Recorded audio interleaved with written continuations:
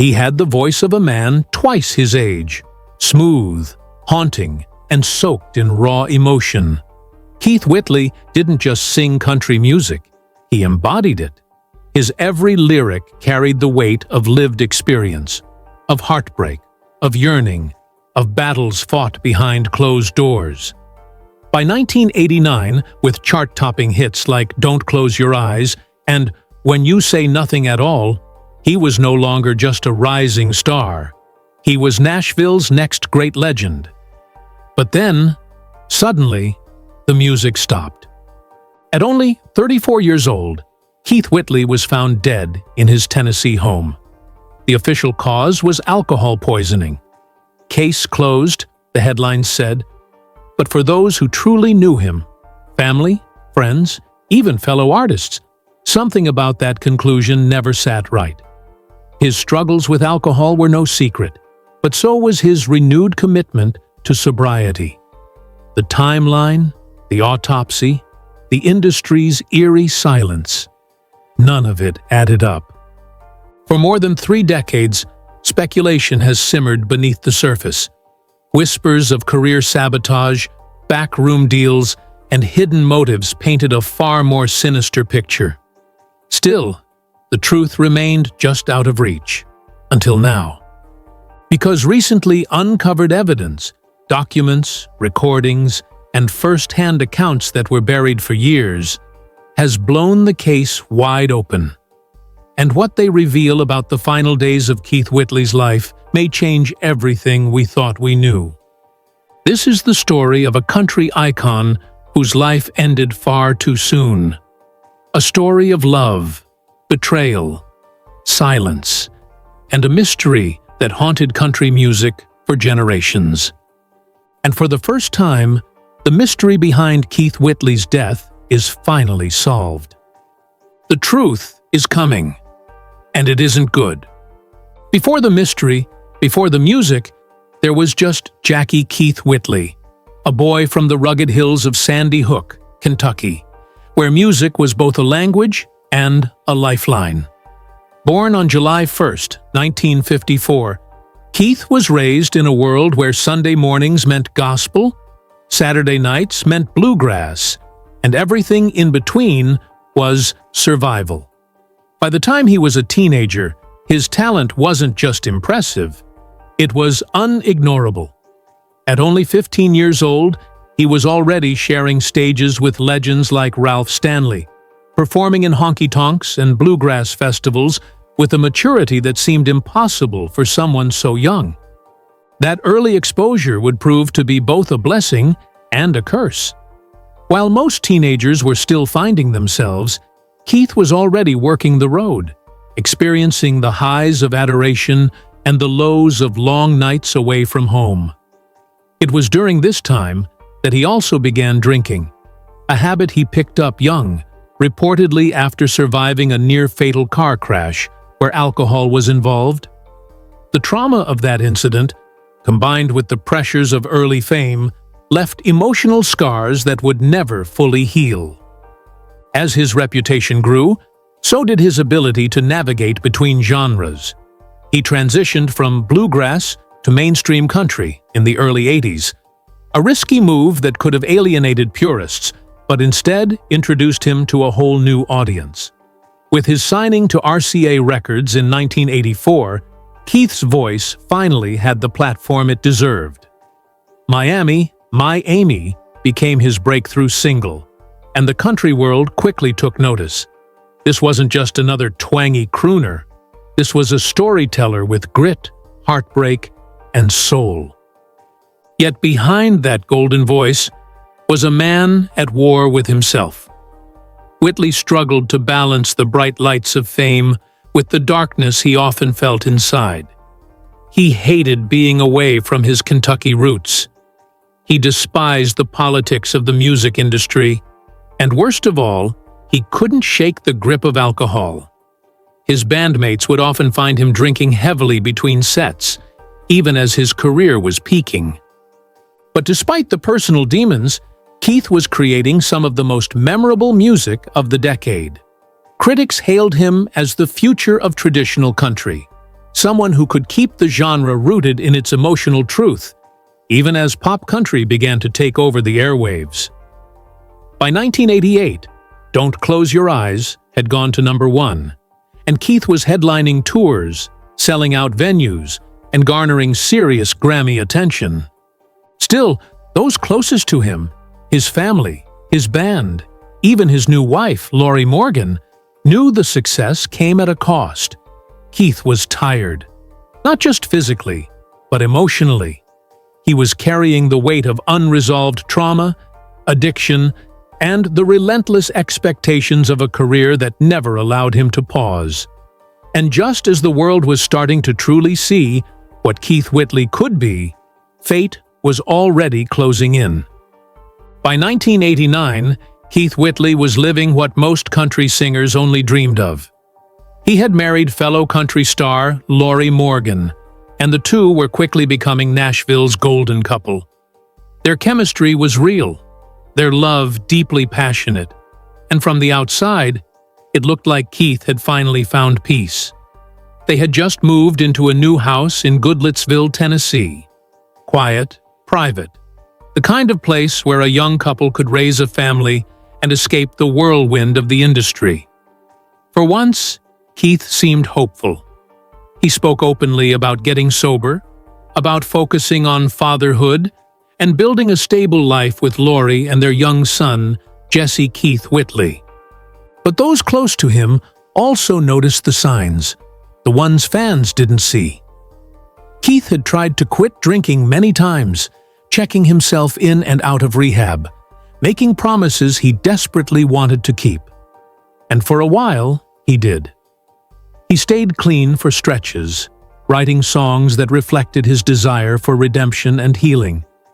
But alcohol had a grip on him that went deeper than habit. It was his coping mechanism, his anesthetic against trauma, loneliness, and the weight of expectations. The music industry didn't help. It praised his pain, turned it into platinum, and sold it back to a fan base that craved his sorrow. That kind of pressure, being the heartbroken outlaw, the voice of raw emotion, was both a gift and a curse. Keith knew how people expected him to sound, how they expected him to hurt, and he carried that burden like a badge. But in private, he was exhausted. May 8, 1989, was supposed to be an ordinary Monday.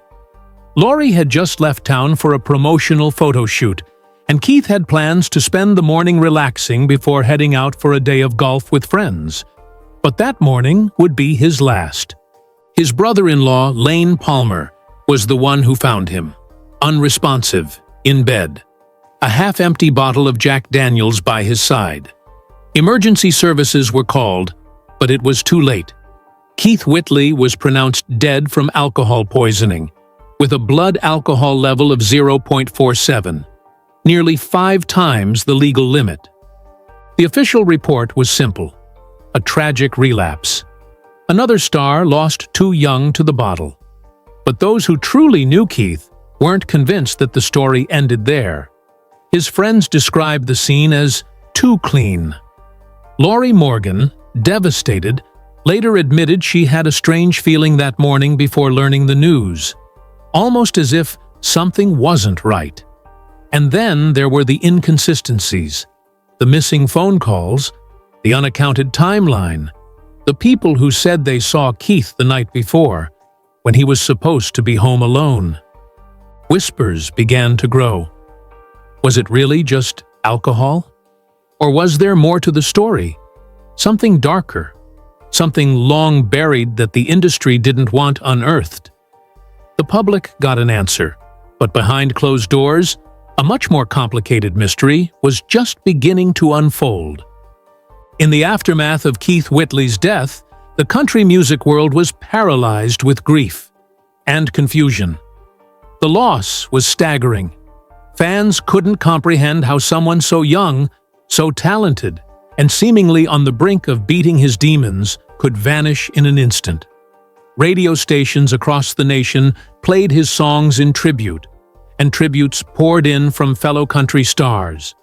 But as the music faded and the headlines shifted, many in Nashville began asking the same quiet question. What really happened inside that house? The official narrative was convenient. Keith Whitley, battling long-term alcohol abuse, had relapsed and drunk himself to death. It fit a tragic but familiar story arc, one the industry had seen too many times. But this wasn't a hotel room or a dark alley. This was his own home, his sanctuary, a place he had just begun building a future in. And it wasn't just the location that seemed off. Several aspects of that day didn't add up. For starters, Keith had made plans for later that afternoon, plans he seemed excited about. He was supposed to play golf with friends, and had even set out his clothes for the day. His demeanor, according to those who spoke to him just hours before his death, was upbeat and focused. If he intended to drink himself into oblivion, he didn't show it. Then there was the matter of the scene itself. Reports mentioned that the room Keith was found in was tidy. Too tidy, according to some insiders. The bottle of Jack Daniels wasn't tipped over, and no glass was found nearby. There were no signs of vomiting, no signs of a physical struggle, no evidence that he had been drinking heavily for hours, which would be expected given his extremely high blood alcohol level. The situation raised eyebrows. But the most perplexing detail came from Keith's autopsy. His blood alcohol concentration was recorded at 0.47, an almost unheard-of level, even among chronic drinkers. That level would have rendered most people unconscious within minutes and likely comatose. Yet according to the timeline, Keith had made several phone calls that morning and was reportedly alert just hours before his body was discovered. How could that be? As these inconsistencies piled up, speculation turned to darker theories. Some whispered about foul play. Perhaps someone had slipped Keith something, or maybe he hadn't been alone at all. Others pointed to pressures within the music industry. Was someone trying to silence him? Was he about to walk away from the label? Had he discovered something or someone he wasn't supposed to? Adding fuel to the fire, rumors surfaced about a disagreement Keith had with a powerful figure in Nashville just weeks before his death. While no concrete evidence ever emerged, the timing made people wonder. Was it really just an accident? Or was Keith Whitley's death the result of something more sinister? As time passed, those closest to him began to privately admit they weren't convinced by the official story. And soon, new revelations would come to light, ones that changed everything. In the weeks following Keith Whitley's death, grief turned into frustration as unanswered questions continued to swirl. His fans wanted closure, but instead, they got silence. Nashville, often tight-lipped when it comes to scandals involving its stars, moved on quickly. Tributes were made, a few specials aired, and then the industry seemed to quietly push Keith's story into the background. But behind the scenes, a handful of people close to him refused to let the matter go. Chief among them, Lori Morgan. Lori, devastated by the loss of her husband, was also deeply unsettled by the circumstances. In interviews years later, she admitted she never truly believed the official version of events. She recalled receiving a phone call that morning from a friend who couldn't reach Keith, something that immediately struck her as strange. He was usually responsive. That sinking feeling in her chest started even before she knew what had happened.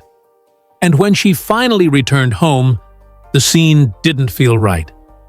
She pointed out inconsistencies in the house. Details she said didn't align with what she knew about Keith's routines. The bed was made, his shoes were neatly arranged by the door, and his wallet sat on the dresser untouched. There was no mess, no sign of the chaos you'd expect from a man supposedly drinking himself into a fatal stupor. To Lori, it felt more like someone had staged the space to look peaceful, or to avoid suspicion. Adding more layers to the mystery were the testimonies of Keith's close friends.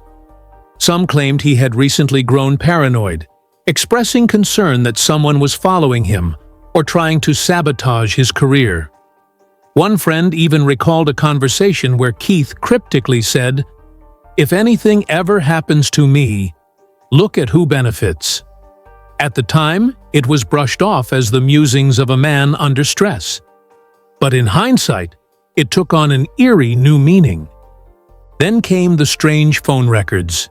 Keith had reportedly made several calls the night before his death, but the official timeline of those calls was vague. One call was placed at nearly 4 a.m., but no one could confirm who it was to.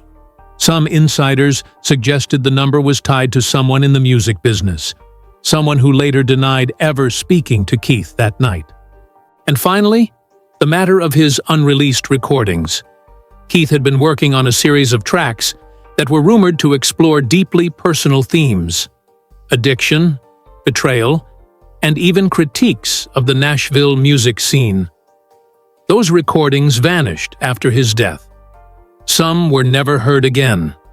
Others mysteriously surfaced years later under tight control from industry insiders. Why were they hidden? And what was in them that someone didn't want the world to hear? By now, the theory that Keith simply drank himself to death was starting to collapse. Too many missing pieces. Too many odd coincidences. The idea of foul play was no longer a wild conspiracy. It was a possibility. And those closest to him were beginning to suspect that the truth had been buried with Keith. But someone, somewhere, knew exactly what happened. And before long, the first real cracks in the cover-up would begin to show. In the years after Keith Whitley's death, the whispers surrounding that tragic morning refused to die down.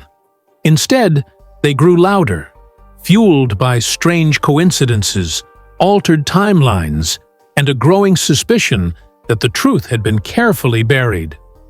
While the official autopsy ruled his death as acute alcohol poisoning, a closer examination revealed troubling inconsistencies. One of the most glaring was the blood alcohol content itself, 0.47%. That level is nearly 6 times the legal driving limit, and would render most people unconscious or even dead in minutes.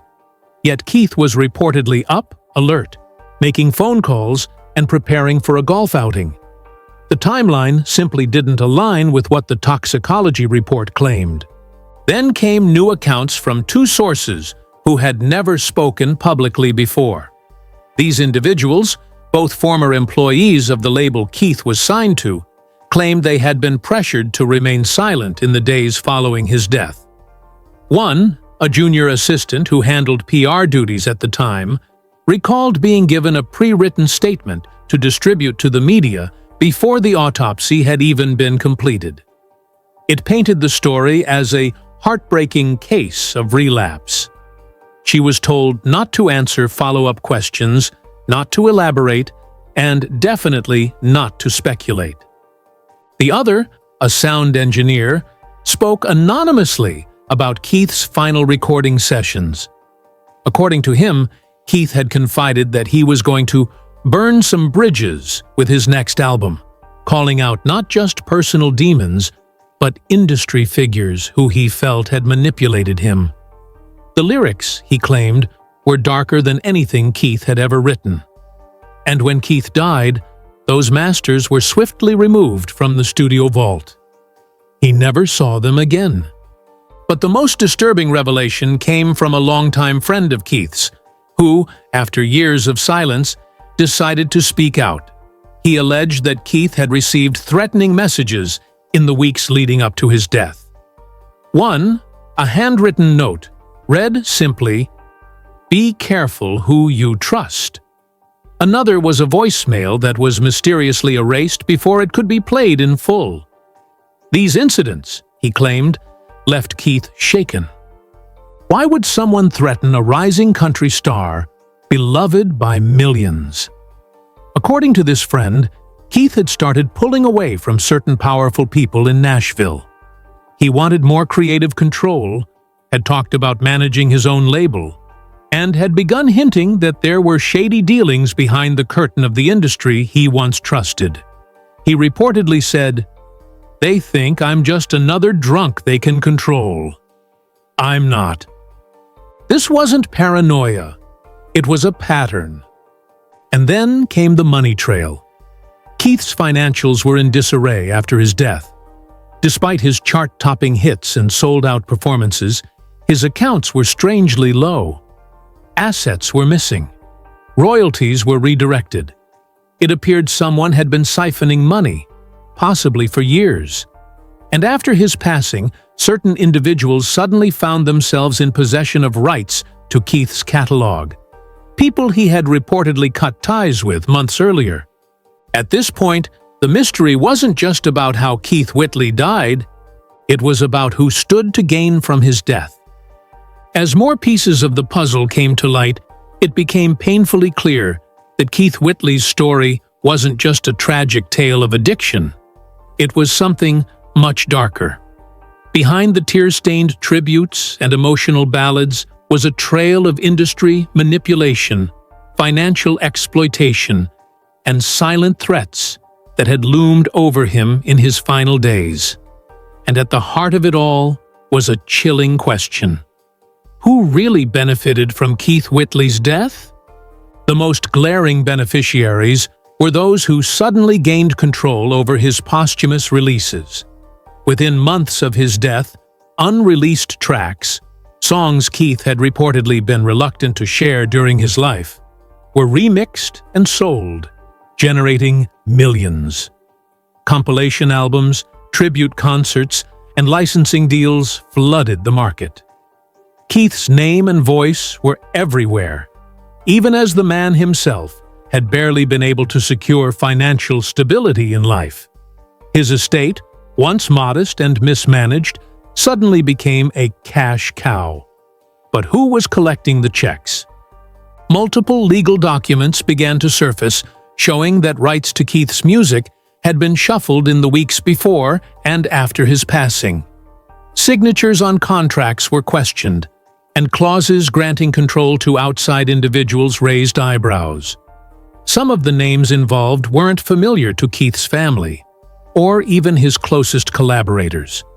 These were suits, lawyers, middlemen, industry insiders with connections, but no emotional ties to the man whose voice they now owned. Then came the inconsistencies with Keith's will. Lori Morgan, still grieving and trying to keep her own career afloat, found herself entangled in legal disputes regarding the estate. Keith's intentions, leaving certain assets to family members and securing the future of his children, had seemingly been altered. Certain clauses were vague.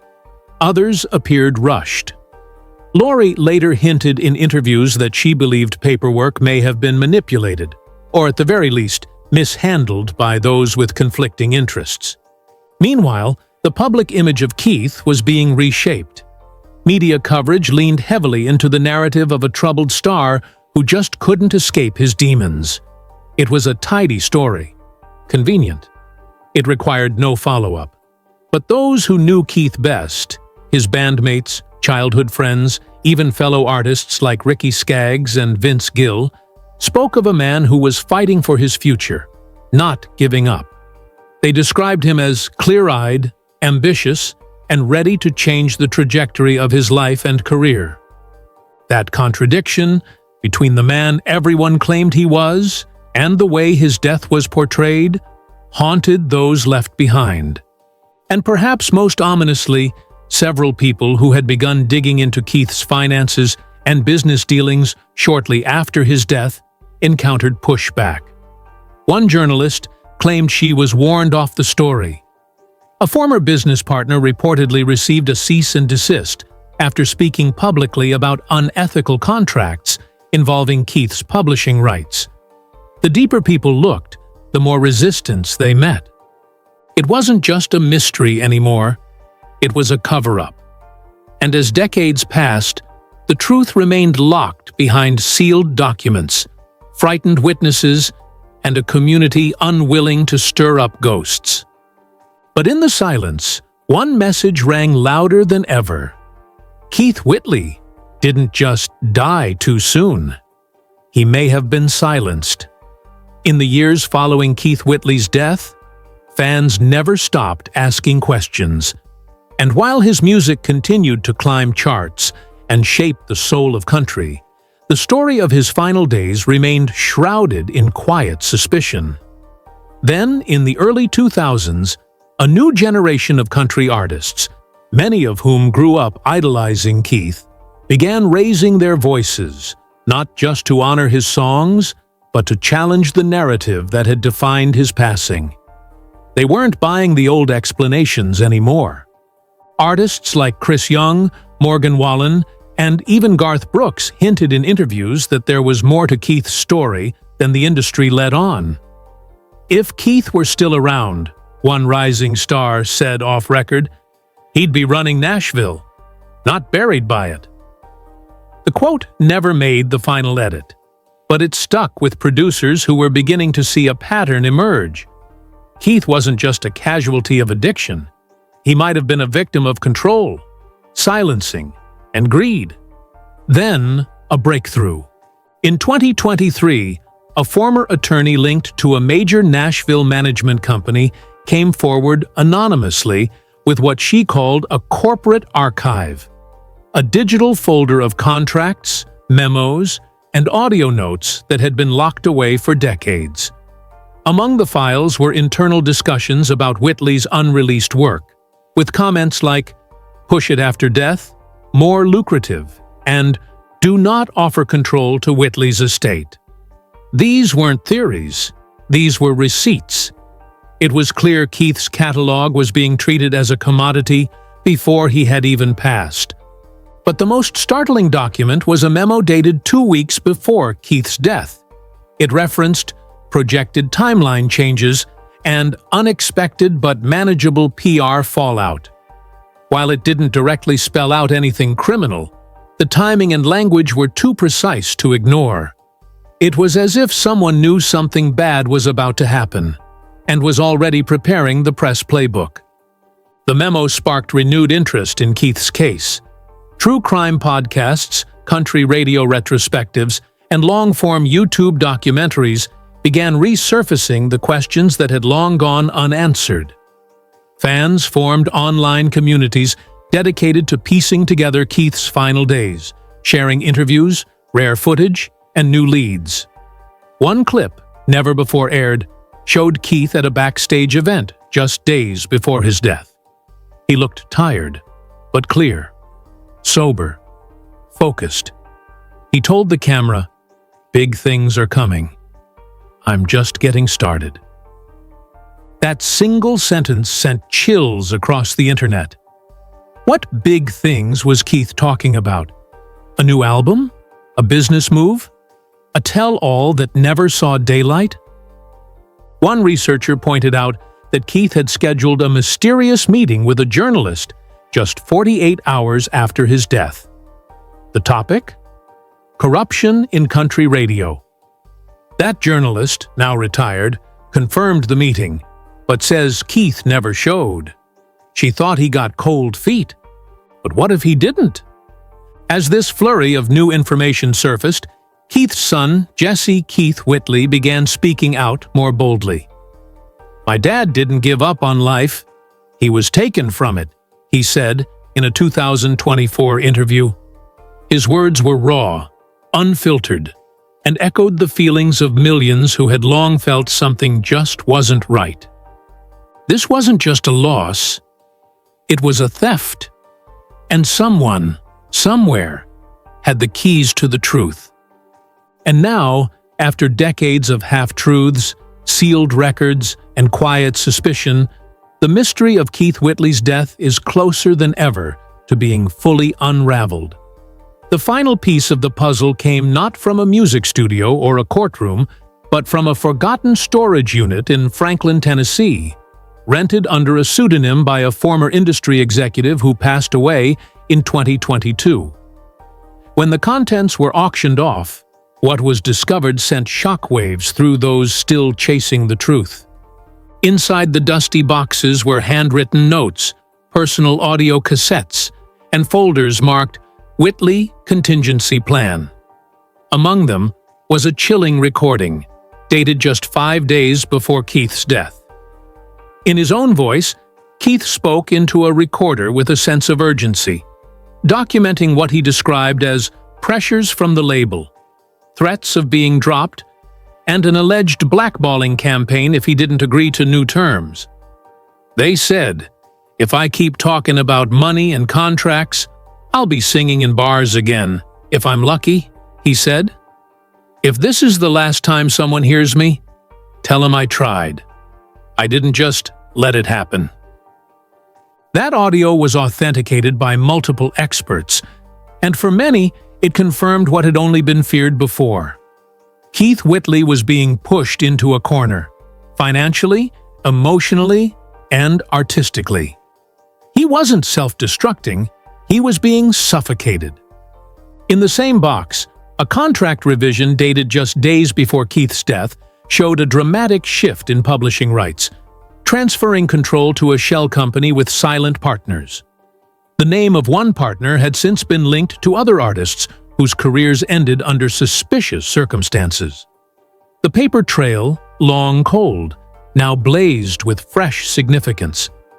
And what about those around Keith? As this new evidence surfaced, some individuals who had remained silent began to speak. Off-record, quietly, cautiously.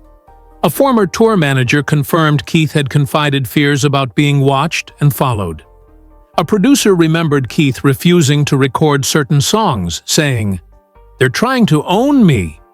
Even Lori Morgan, in a recent podcast appearance, alluded to forces in the industry that scared both of them during that time. So, what does all this mean? It means that Keith Whitley's death, long blamed on a bottle, may have been something closer to a collapse caused by industry manipulation, exploitation, and isolation. He was a young man at the height of his powers, ready to reclaim control over his art. And they couldn't let that happen. The official story was easier. Tragic, but clean. But the real one? It was messier and more human. As the spotlight finally returns to Keith, not just as a singer, but as a man who tried to stand up against the machine, it's up to fans, historians, and a new generation of artists to keep his legacy alive. Because the Keith Whitley mystery may finally be solved, but the truth isn't easy to accept, and it isn't good.